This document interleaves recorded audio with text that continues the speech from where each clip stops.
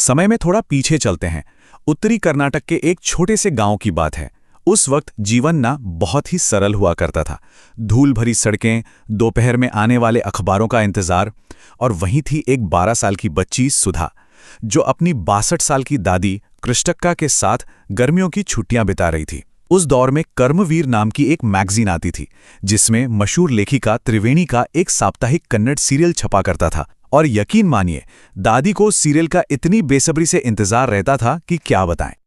और यहीं से शुरू होता है कहानी का दूसरा हिस्सा, काशी यात्रा का गहरा प्रभाव।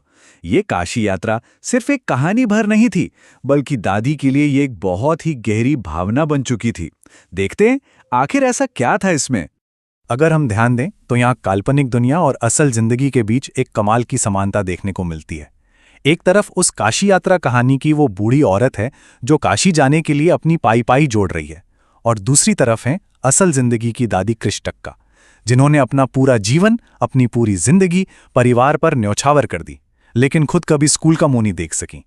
दोनों ही किरदारों ने अपने अपने तरीके से बहुत बड़े त्याग किए हैं।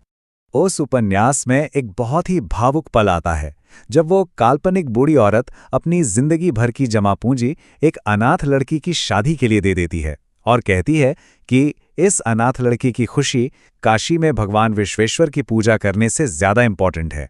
बस ये निस्वार्थ भाव दादी की रूह तक उतर गया। चूंकि दादी खुद तो पढ़ नहीं सकती थीं, इसलिए छोटी सुधा उन्हें यह कहानी पढ़कर सुनाती थी, और दादी उसे इतने ध्यान से सुनती कि बाद में मंदिर में अपनी सहेलियों के साथ इस पर खूब जोश से चर्चा किया करती थी। उन्हें तो मानो पूरी की पूरी कहानी जुबानी याद हो गई थी। लेकिन इस शांति से चल रही जिंदगी में एक ऐसा मोड़ आया जिसने सब कुछ बदल कर रख दिया। यहां से शुरू होता है हमारा तीसरा हिस्सा, बेबसी और मजबूरी का एहसास। आइए जरा इस घटना को समझते हैं। हुआ कुछ यूं कि शुरुआत में सुधा एक पास के गांव में शादी में चली गई। अब तय समय पर बुधवार को वो कर्मवीर पत्रिका तो आ गई, लेकिन सुधा वहां नहीं थी। दादी जो उस कहानी से इतनी गहराई से जुड़ चुकी थी, वो एकदम बेबस हो गईं। वो बार बार उन पन्नों पर हाथ फेरती, तस्वीरों को देखकर कहानी का अंदाजा लगाने की कोशिश करती, लेकिन पढ़ तो वो सकती नहीं थी। जो पूरे एक हफ्ते बाद 7वें दिन सुधा वापस लौटी तो उसने जो देखा वो हैरान करने वाला था। उसकी वो हमेशा मुस्कुराने वाली मजबूत दादी रो रही थीं। सिर्फ एक हफ्ते की देरी ने दादी की पूरी दुनिया को मानो हिलाकर रख दिया था।